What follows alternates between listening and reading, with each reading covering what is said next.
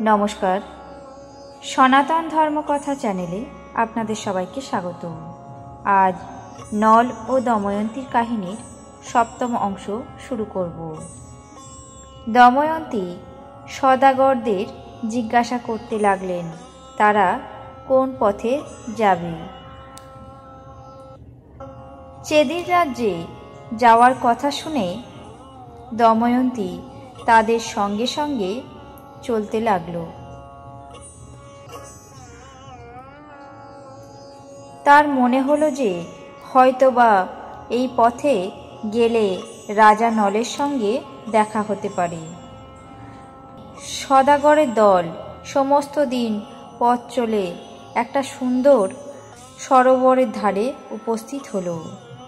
সরোবরটি দেখে বণিকেরা বলতে লাগলো, কি সুন্দর স্থানটি, চলো ভাই, এর ধারে কিছুক্ষণ বিশ্রাম নিয়ে নিই। এই বলে তারা সরোবরের পশ্চিম ধারে একটি জায়গা দেখে সেখানে রাত কাটানোর আয়োজন করল। হাতি ঘোড়াগুলিকে গাছে বেঁধে তারা বহুদিন পথ চলার পরিশ্রান্ত ক্লান্ত শরীরকে একটু বিশ্রাম দিতে চাইল। বিশ্রাম নেওয়ার সাথে সাথেই তারা দ্রুত ঘুমিয়ে পড়ল। রাত দুপুর হয়েছে, সকলে অচেতন হয়ে ঘুমাচ্ছে। এমন সময় একদল বুনো হাতি সেই সরোবরে জল খেতে এলো। তারা তখন সদাগরদের পোষা হাতিগুলি দেখতে পেল। তখন সেই হাতিগুলির রাগের আর সীমা রইল না। তৎক্ষণাৎ তারা গভীর গর্জনে পোষা হাতিগুলিকে দেখে তাড়া করতে লাগল। সেই ভয়ে পোষা হাতিগুলিও জোরে জোরে চিৎকার করতে লাগল। হতভাগ্য সদাগরদের উপর দিয়ে ছুটে পালাতে লাগল। সদাগররা ভালো করে বুঝতেও পারল না যে কি হয়েছে। তার পূর্বেই তাদের অধিকাংশ লোক হাতির পায়ের তলায় পড়ে পিষে মারা গেল। একদিকে এমন ভয়ানক বিপদ, অন্যদিকে বনে আগুন লেগে প্রলয় কাণ্ড শুরু হলো। ধনরত্ন, জিনিসপত্র যা কিছু ছিল সব সর্বনাশা আগুনে পুড়ে ছাই হয়ে গেল। হাতির পায়ে যা চূর্ণ বিচূর্ণ হয়নি তা আগুনে পুড়ে ভস্ম হয়ে শেষ হয়ে গেল। এই ভয়ঙ্কর কাণ্ডের ভিতরে দময়ন্তী ঘুম থেকে হঠাৎ জেগে উঠে দেখলেন যে সদাগরদের মধ্যে অতি অল্প কয়েকজন বেঁচে আছে। তাদের কেউ কেউ ভয়ে হতবুদ্ধি হয়ে তাকে এই বিপদের কারণ বলে মনে করছে। তারা বলতে লাগলো, এই পাগলিনীকে আমাদের সঙ্গে নিয়ে আসাটাই আমাদের কাল হলো। এ নিশ্চয়ই কোনো পিশাচী বা রাক্ষসী হবে। চলো একে ধরে বধ করি। সেখানে আর দু চারজন ভালো বুদ্ধিমান সদাগর ছিল। ভগবানের কৃপায় সেই সকল ব্যক্তি দময়ন্তীর পক্ষে কথা বলাতে দময়ন্তী সেই যাত্রায় প্রাণে বেঁচে গেল। রাত্রি প্রভাত হলে সেই কয়েকজন সদাগর যা কিছু জিনিস অবশিষ্ট ছিল তাই নিয়ে অতি কষ্টে কাঁদতে কাঁদতে সুবাহুর দেশে যাত্রা করল।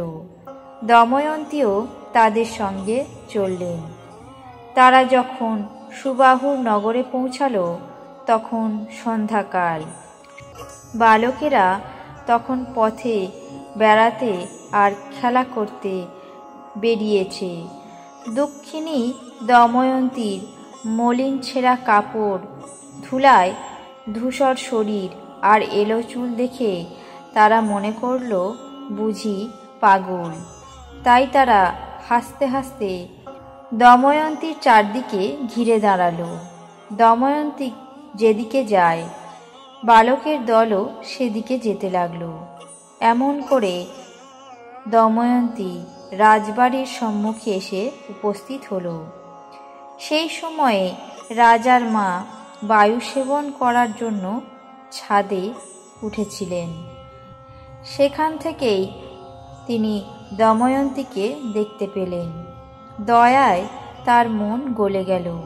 তিনি দাইকে বললেন, আহা, না জানি কার বাছা, দুঃখিনীর মুখখানি দেখলে প্রাণ বড় কেঁদে ওঠে, যেন সাক্ষাৎ মা লক্ষ্মী। ও দাই, ওকে শীঘ্রই আমার কাছে ডেকে নিয়ে আয়। ছেলেগুলি বড়ই তাকে বিরক্ত করছে। দাই তখন বালকের দলকে তাড়িয়ে দিয়ে দময়ন্তীকে রাজমাতার কাছে নিয়ে এলো। রাজমাতা জিজ্ঞাসা করলেন, বাছা, তুমি কে? তোমার স্বামীর নাম কি? আর গায়ে একখানি গয়নাও নেই, তবুও দেখতে এত সুন্দর তুমি। দুষ্ট ছেলের দল এত বিরক্ত করছিল, তবু একটুও রাগ করনি।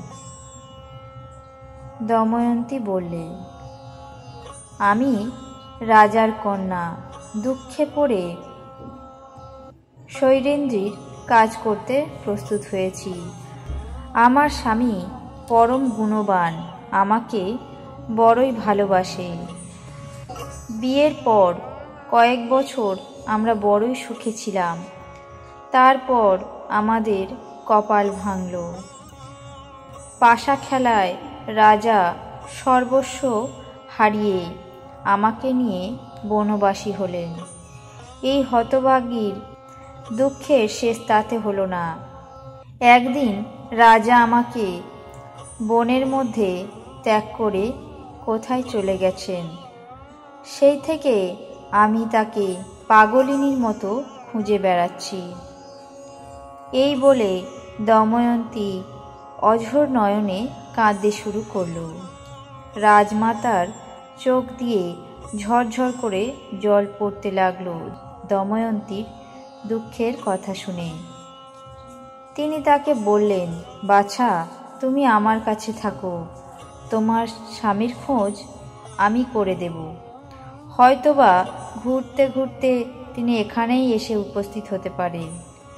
তারপর তিনি নিজের কন্যা সুনন্দাকে ডেকে বললেন, এই দেখো মা, তোমার জন্য কেমন সুন্দর একটি সখী এনেছি।